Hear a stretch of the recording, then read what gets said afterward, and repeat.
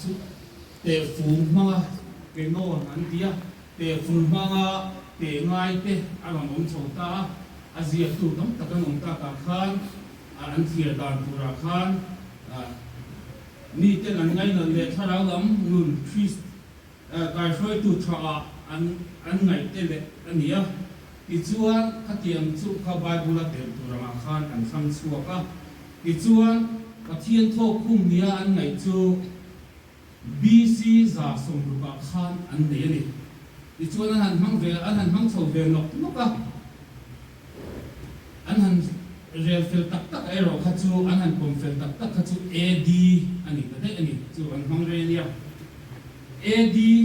za som kwa zamnia in ho puya khan ani an han chho chan tak chak ni tu chu thu thung hui bo lo pian na le voi ni singa kan ri na hi ani ti kha thu thung hui bo a chuan a dang kha kan thil do lo kan tiam khan ni sela ti chuan til pau hun la i so hun alon om chowa an han hang chowa til pau te ko khan he thu thung hui bu tho hi zir tir na le thun soina a khan an mangani ti chuan an thui ber ro chu isua thina le tho le na lampang kha an thui ber an soi thin ania ti ma chuan a chang chuan lang isua zir tir na thu soi te kha an soi ve chonga tu tiang chuan lang isua thu soi te kha azia kin an lo da ve tho ani ti chuan zia mai kha an tum lo ani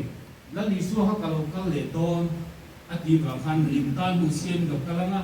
ding nang mani lam tun ka lo kal don sia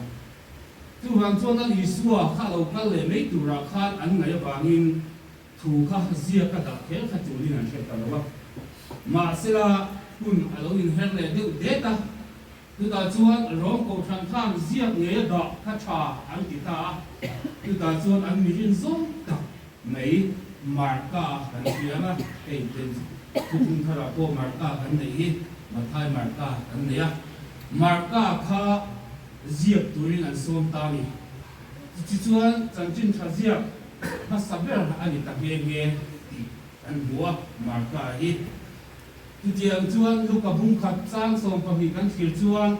mitam takin zia kan tum ta tiangin mitam takin an zia ta renga Bible te tulpo thang ngai ta hi ani thu thung hui te fu ang tho khan ko ran in khom na chir chuak thin ani toem ni ten an tharau na tan an chang kai pu em i suwa zirtil